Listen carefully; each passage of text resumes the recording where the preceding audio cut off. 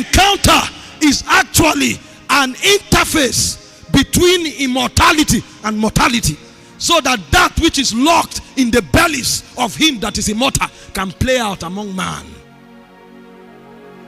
Men who do not have encounter have no story to tell in eternity, because when the times of this age are over and the annals of eternity is open, when the chronicles of kings are read, they will have nothing to say, because encounter is the ground where the document and the blueprint of your life is handed over to you. We didn't come here to survive. Our life is a story that God is telling from eternity. And until you can journey back through the corridor of encounter, you will not know what was written concerning you. He said, before you were born, I knew you. We may be 8 billion on earth, but before you were born, I knew you. There was a definite ordination concerning your life, because number does not translate to purpose. We may be billions, but the one before whom we have to do, we are engraved in the palms of his hand, and even the hairs of our head are numbered. But how many can journey back to find out what was written concerning them? That's where life begins from. This is why we are filled with ambitions. This is why we are full of flesh. This is why we have competitions everywhere, because only few know what was said concerning them. When God echoed before we came into time, every one of us, there was a definite syllabus written for us. You didn't begin here. You are not sitting under daddy today because you are living in Asaba. Before time began, when we lined up in that immortal assembly, everyone that is born of this ministry lined up behind him. That's why you found him in time. And if you were not part of that assembly, your heart can't connect.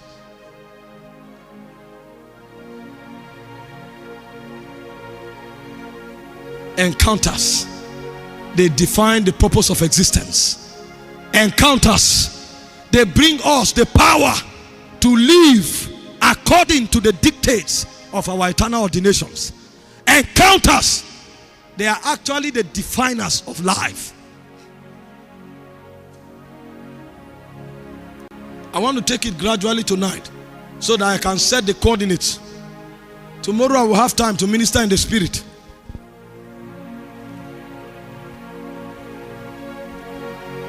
But I want everyone to be awoken to what was said concerning him. Because what makes you invincible begins when you can travel into the invincible. Jesus journeyed through the face of the earth. His goal was to start the church, but there was no way he could, because men have not traveled into eternity. He labored with them for over 3 years. His goal was to plant the embassy of heaven on earth, because the first embassy that was planted was Eden, and it was compromised. And when Eden was established, God brought Eden from the spirit realm. In Ezekiel chapter 28 verse 13, he said to Lucifer, you were in Eden, in the mountain of God. So Eden was not a garden that God planted in time. Eden was a dimension of God's embassy in the spirit that he planted in time, so that when you get to Eden, you can traffic heaven and earth as though you were in heaven. That's why God could show up in Eden and he doesn't move from his throne, because it was a simulation between earth and heaven. And when that Eden was compromised, because the government of the serpent entered Eden, God wanted to plant another Eden, and the name of that Eden is called the church. But there was no man who could journey into the spirit. And Jesus gathered his disciples together and he said, who do men say I, the Son of Man, I am? And the disciples taught that spiritual knowledge was a function of structure. You know, that was the training they received. Because in Matthew chapter 17 verse 2, the Bible said a few days later, he took Peter, James and John to the mountain, and he was, as he prayed, he was transfigured before them. And the first thing Peter said was, let us build 3 houses here. He didn't know that this was actually a movement of the spirit that wise men should latch on and to align. He wanted to trap God, and that was not the way of the spirit. So when Jesus showed up, he said, who do men say I, the Son of Man, I am? They began to bring the conclusions of the schools of thought. He says, some say you are Elias. Some say you are Jeremiah. Some say you are Isaiah. Some say you are one of the prophets. And obviously, none of them had traveled to the spirit realm. So it could be a monument. So long as his root is not in the spirit, it could be a monument. And that also translates to our lives. We can become mighty on earth, but we are monuments unless our root is in the spirit. You heard Daddy talking a while ago. He said, God told me, go to Asaba. It was not an assumption. That is the only way the gates of hell cannot prevail. 90% of Christians today are struggling. The reason is because their life is not rooted in the spirit. And if it's not rooted in the spirit, the gate of hell will prevail.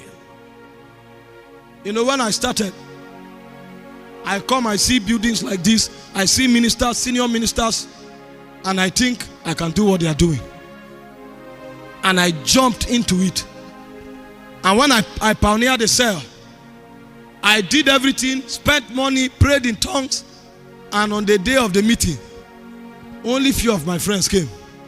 Everybody I invited, some of them I sent text messages, some of them I called them few days to the meeting. I was nice to them.